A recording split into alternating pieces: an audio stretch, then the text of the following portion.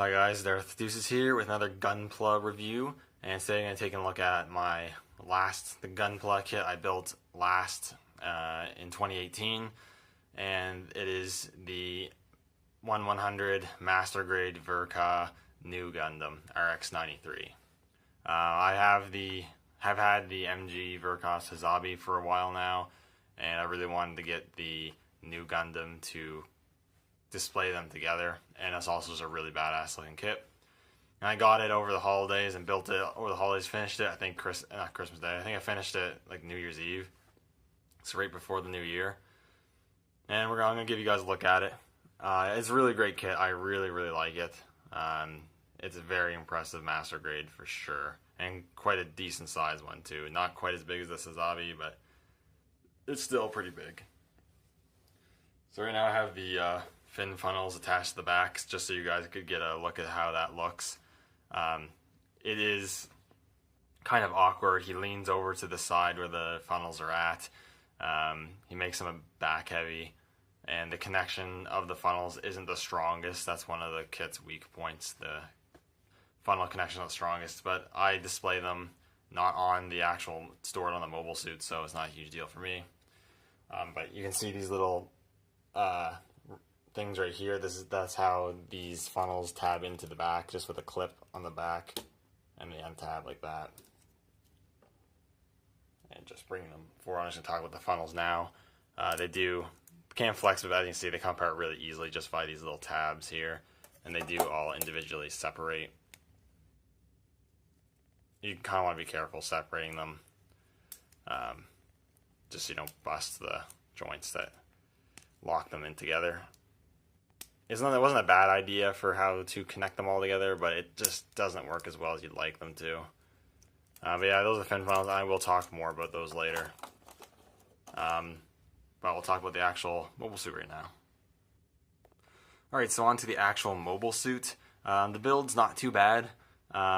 This kit does feature a transforming gimmick, not as insane as the Unicorn. So the transformation for this kit isn't too bad, but it does add a bit of complexity to the build. Has a full inner frame, which adds a bit more complexity. It's a nice challenge. It's not super hard where you're going to get frustrated, but it's a nice challenging kit to build. That'll take you a little bit of time. It didn't take me too long to build this. I think overall it was 3 days of on and off working on it, so that's not too bad. It's less time than the Sazabi, but I also had less free time when I was building the Sazabi. In terms of the actual work put into it, aside from snap building it, all I've done is apply some of the water slides and panel lined. And I also added the LED unit in the head, which you might be able to tell right now. So this kit is compatible with LED Gunpla units. It goes into the base of the neck. Unfortunately, taking it out and putting it in isn't the easiest. You have to pretty much take off the backpack, disassemble the back to pull out the head unit. It's a bit tedious, which is unfortunate. The Sazabi is much easier to add the LED unit. But when you have the LED unit added there, it does look pretty good.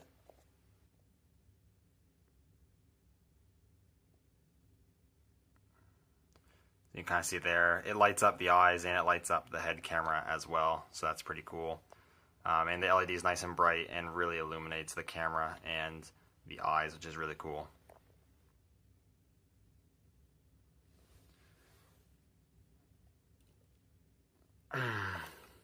So trying to take a closer look here. If my camera wants to focus.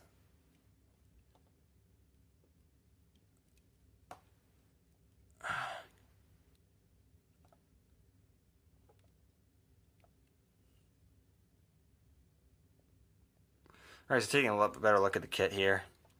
You can see you got the head, which I think looks really good. It's got the double V fin going on. There's mainly a bright white plastic used, but there is some off-color white to give some color separation, which is always nice. You also have yellow and dark navy blue pieces, a little bit of red, and then that's about it, aside from the gray frame and the green bits for the Psycho frame, which you'll see later. Do have the Vulcan guns on the head there, which is cool. Camera there. Got the vents in the torso. The backpack here is pretty cool, though it's relatively simplistic for such an interesting looking mobile suit. But you do have the clip, the fin funnels there, the storage for his larger beam saber up top here. You have yellow plastic pieces for color separation on the boosters, which is cool.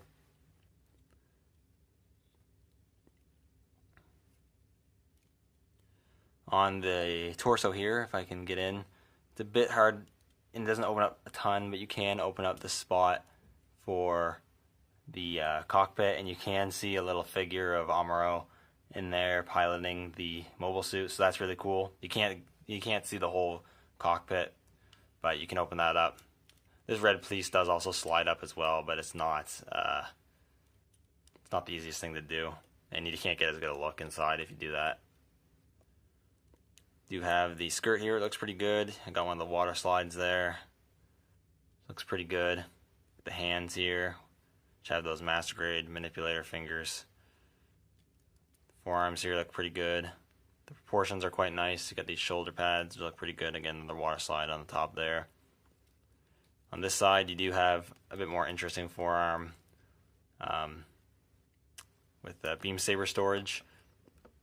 There's also some stickers used, some clear stickers used for color separation on this kit in some various places, as well as a little bit of foil stickers to bring out like the details of the psycho frame. But here you can pull it up, and then you can get the beam saber to hinge outwards. Not the easiest thing to do, unfortunately. There we go. So you can pull it out and you can hinge it forward, and you can pull out the beam saber. And the beam saber is just a really basic looking, standard beam saber. It has a little tab you can flip out to peg into the hand, and it does have a beam saber effect, which I'll show later. We'll slot that back in. Push that back in, it works really well. And the rest of the detailing, legs look good. You got some nice mechanical detailing on the inner frame. Some more water slide details. You got the boosters back here. Pretty cool. You even got boosters on the bottom of the feet. You can also untab. These yellow bits can flip out to simulate the, little talons or whatever that can get the mobile suit to stay stuck on like meteorite surfaces and whatnot. So that's pretty cool. Some more nice yellow details. And overall, it's really great looking suit. Really clean looking. I absolutely dig how this kit and this suit looks.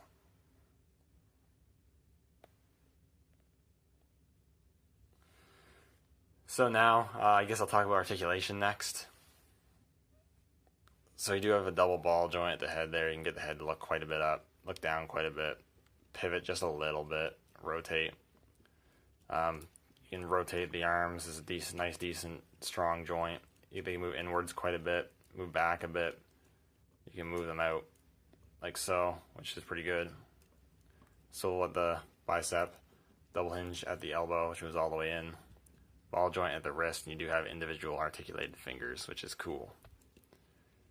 Torso is a ball joint. There's only a little bit of up and down motion. You do get rotation, which is hindered. It can only go like this, so that's a bit of a bummer, but it's not a big deal. Each of the skirt pieces on every side is on an individual ball joint. The back ones do like to pop out a little bit, but it's not a huge deal. Not everything's going to stay in place when it's a model kit. Solidity on this kit overall, though, is pretty good. You can, shake them around and stuff. You're not going to really fall apart, which is always good. Move the arm out of the way. You can kick the leg forward quite a bit. Kick it back some. Pivot it out a decent amount. Rotate. A double hinge, which bends quite well. And you do get pivot at the ankle, bends and all that jazz, rotation, all the articulation you really want. So he's got good articulation, not like crazy articulated, but you can pretty much probably get any pose you really want for this guy.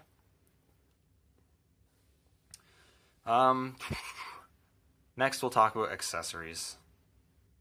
So with accessories, he comes with quite a few different accessories. Like a master grade really should. First of which, you get a little figurine of Amuro just standing there. Obviously just molded in white. You'd have to paint it to make it look good, but It's hard to see on getting the camera to focus on because it's so small, but you do get Amuro, which is always good. Like I was talking about earlier, you get 6 of the fin funnels, and you can fold them up like this, fold them out like this, and you can also get them into their, I guess, like combat display version. And to use for the fin funnels, you do get a display stand. I'll move the kit out of the way real quick. You do get a display stand. As you can see, the base is really cool. It's in that A that you've seen on the suit. And you also have where you display the kit, obviously, and you have 6 different articulated arms or branches where you can actually pose the different fin funnels. One thing the MG Sazabi did not have is you had no way to display the fin funnels, or not the fin funnels, but the funnels doing anything. With this one, the fin funnels, you can display them actually out, which is pretty cool. So continuing the accessories, you do have his various armaments. Like I said, he has that beam saber on the wrist, which I showed you.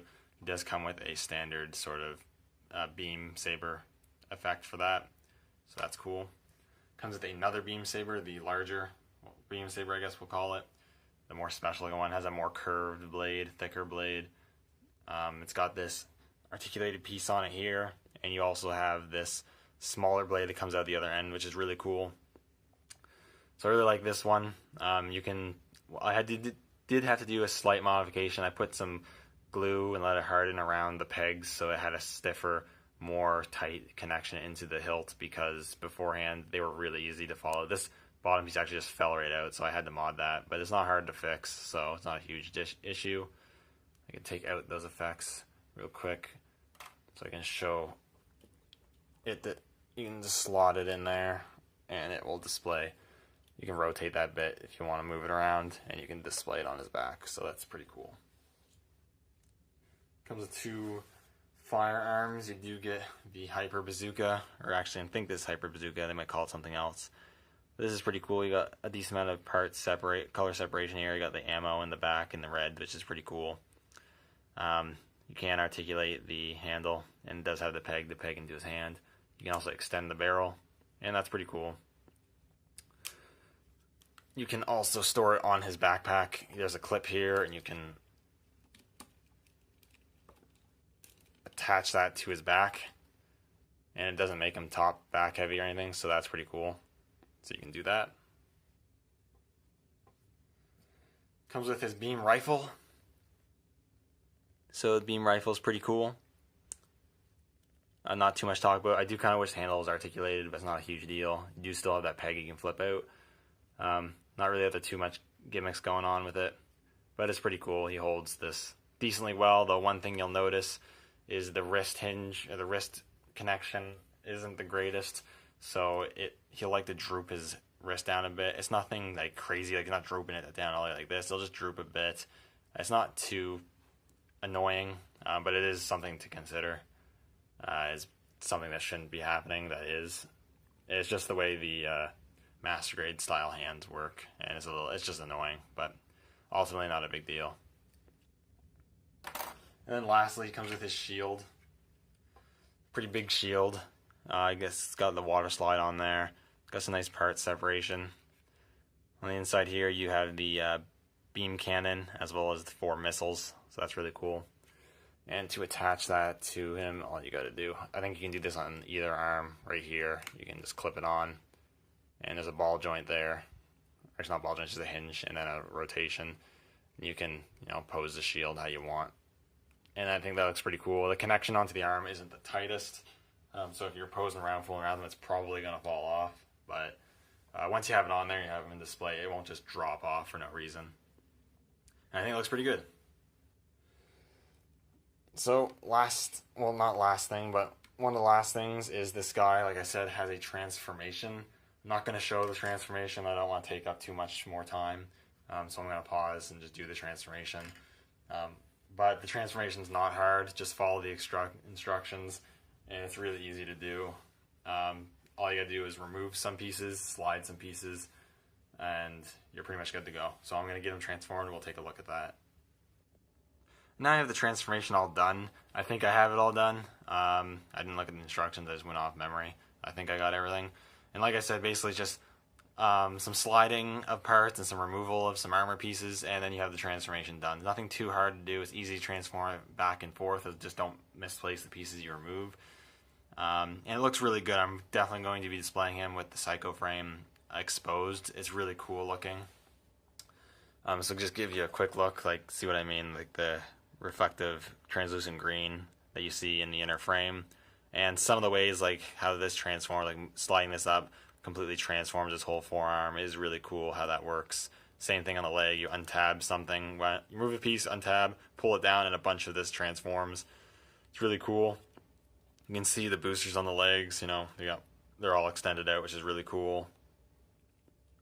All this green Psycho frame just looks really, really great. I really do like how this looks a lot. Makes an awesome kit look even better. And it's a really great feature that works out really well. So I really do enjoy that. Now quickly and lastly, because I think I covered everything, I'm going to do some couple really quick size comparisons. So first off, with a standard, or I guess relatively a standard size high grade, I chose the Revive, HGUC Revive gun cannon. I'd say it's a pretty average sized high grade. Maybe slightly on the short side, not too much. So that's a high grade 1/144. As you can see, he's very short compared to this MG. So that's really cool. I can see he's quite tall, decently bulky. And then I will compare him with his opponent. And here he is next to the MG Verka Sazabi. As you can see, he sizes up pretty well with the Sazabi, but the Sazabi is still a huge monster of a mobile suit and kit.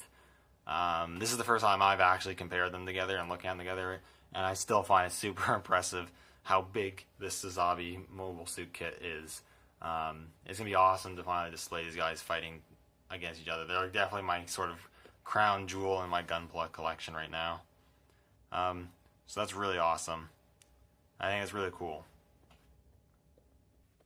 Just to finish off the video, I'm just showing you now the new Gundam with all of the accessories and on the display base. As you can see, I've got all the fin funnels on the branches, which I think looks really, really cool. I'm really happy they included the stand with those branches, so you can actually make use of the fin funnels, whereas with the Sazabi, you need to get a third-party add-on to do such a thing. I got him holding the beam saber. He's got his bazooka stored on the back. As you can see, you can kind of see what I'm talking about with the drooping of the rifle. It's drooping at the wrist just slightly, which is a bit irritating, but not too big of a deal. And overall, this is a really excellent kit. It's not the cheapest kit in the world. I paid about $85 Canadian, so that's maybe close to around 70, maybe 65 USD. So it's not a cheap kit by any means. But if you collect or if you build master grades, if you're a fan of the mobile suit, would highly recommend building this one. It is a really, really awesome one to build. I'm really happy to have him and the Sazabi to display in my collection now. Absolutely awesome kit. Anyways, thank you guys for watching and bearing with me. Let me know what you think about this kit in the comments down below. And I'll see you in the next video, which will be my Gunpla year of 2018 in review, so like a top 10, talking about my experience of starting Gunpla last year. Anyways, thank you guys for watching, and I'll see you all in the next video.